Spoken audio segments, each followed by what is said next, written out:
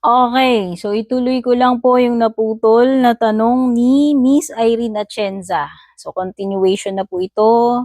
Hindi ko lang alam kung pangilang part na ito, tignan nyo na lang. Bale, ito yung mga sagot ko doon sa mga Ask Me Anything na tungkol sa akin at sa pagbabasa ko ng tarot. So, back to Miss Irene Atienza's question. Gifted po talaga mga ganyan reading tarot card at paano nyo po nalaman na may talent kayo sa ganyan? Nag-aral po ba kayo? Actually, hindi ko to inaral. Natutunan ko na lang along the way. Gifted ba talaga ako? Hindi ko masabi. Pero ang paniniwala ko, base sa opinion ko, obserbasyon ko, hindi naman po lahat ng nagre-read na kagaya ko ay gifted. Yung iba, pwedeng gifted sila, pero yung iba hindi naman. Pwedeng psychic, intuitive. Kasi ito ay something na naaaral din naman natututunan. Pero naniniwala din naman po ako na meron din talagang mga gifted aside sa natutunan nila yung pagre-read ng tarot. So yan, this is something na natutunan ko na lang along the way. Hindi ko talaga siya tinarget, ginol na aralin. Natural ko na lang pong natutunan. Okay? Next question, Jai Choi. Paano mo natuklasan ang pagbabasa? So, yun na nga, kung panonoorin mo yung rewind, yung mga nagtanong nung una, nagsimula ako 2002. Doon ko lang siya na-discover nung niregaluhan ako ng tita ko ng first set ko ng tarot cards. Gamit yung napakaliit na instruction booklet na may mga guide words, meanings doon kasama ng cards. Yun lang yung naging starting point ko. And eventually, nag-grow throughout the years. Pero doon lang ako nag-start. This is something na hindi ko pinlano, hindi ko inaasahan, kung saan dumating sa buhay ko, in-embrace ko. At some point, tinigilan ko pero parang niredirect uli ako dito. So, yun. Next question, Marietta Valioso Esarza. Always take care sa self. Thank you po. Pauline Faith, next question. Kung sakaling binasahan nyo ang sarili nyo at hindi maganda at kung sakaling binasahan nyo ang sarili nyo at hindi maganda, ay tinutuloy nyo ba ang pagbasa? Oo naman po. Whether pagbabasa yan sa sarili ko, sa mga nagpapa-private reading sa akin, pati na rin yung mga pinupost ko ng mga public readings, general readings sa channel ko, tsaka sa page ko. Kahit hindi maganda yung lumalabas, itinutuloy ko. Wala akong dodoktorin, wala akong i-cut off dun. Okay? Unfiltered po yun. Tutuloy ko, bakit hindi? Kasi katwiran ko yun nang lumalabas eh. Pangit man maganda, yun yung dapat mong malaman, marinig. Okay, may purpose. Bakit? Bakit mo kailangan malaman yun?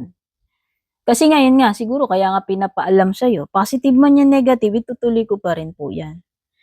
Miss Pauline Faith. So, meron tayong last two questions dito. Next si Mary Jessa Rabusa. Paano ka nagsimula sa pre-reading ng card? Pinapakiramdam nyo ba lang tong card? Ano daw yun? May typo error, thanks. Yes, pinakikiramdaman ko. Palagi. Ang pinaka naging pundasyon ko ay yung mga traditional na meaning ng tarot card according to the Rider-Waite system. Pero, kombinasyon ng ginagamit ko sa pagre-read ko. Intuition ko, yung napapakiramdaman ko, kutob ko, plus yung traditional meaning ng cards.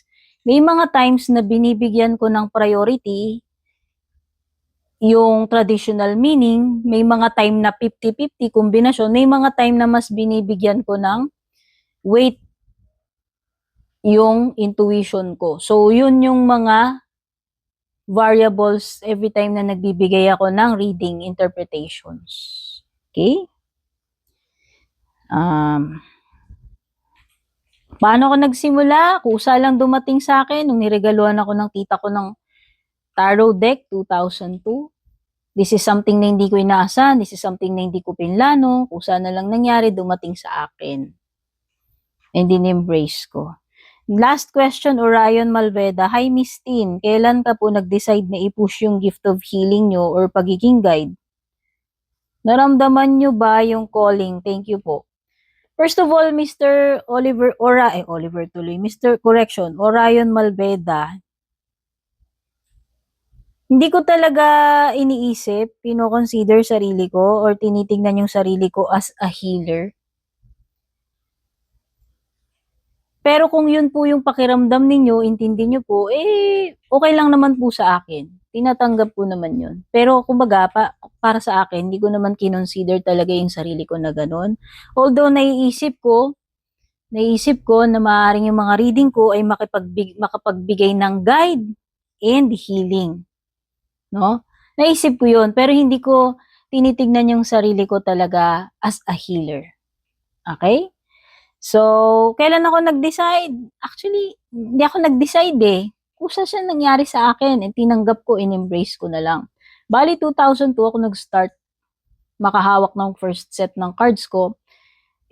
It was something na gifted lang sa akin ng tita ko. Hindi ko siya hiningi. Naisip lang niya ako regaluhan. And doon na ako nagsimula. Ginamit ko siya, natutunan ko siya along the way. Nagsimula lang ako dun sa meanings na nakukuha ko dun sa maliit na booklet kasama ng cards. Hindi ko siya pinlano. Usa na lang siyang nangyari sa akin. Okay? So, naramdaman ko ba na yun ay calling? Yes. Many times ako nag-pray. May mga matagal na years akong tumigil sa pagre-read. Naghingi ako ng guidance kay God. Nag-pray ako. Titigil ko. Bigyan akong sign. Kung para doon talaga ako. Tapos after a decade yata or something, parang ganun, na-redirect uli ako Binalik ako dito sa path ng reading So parang feeling ko, this is something na guided, this is something na calling. Okay? So maraming salamat po sa lahat ng nag-participate dun sa Q&A ko, Ask Me Anything. Na-appreciate ko po yung ninyo, pagko-comment ninyo, pagtatanong ninyo, patuloy na pagsuporta, pagsubaybay, pag-like, follow, pag-subscribe. At kung ano man po yung mga ginagawa ko rito, wala naman akong ibang intention kundi mabuti na sana itong ginagawa ko, na-appreciate nyo man po o hindi, ay makapagbigay ng guidance, makabuti sa inyo, makatulong sa inyo sa kung paanong paraan man. Sa healing ninyo, whatever. God bless po. Maraming salamat, babush.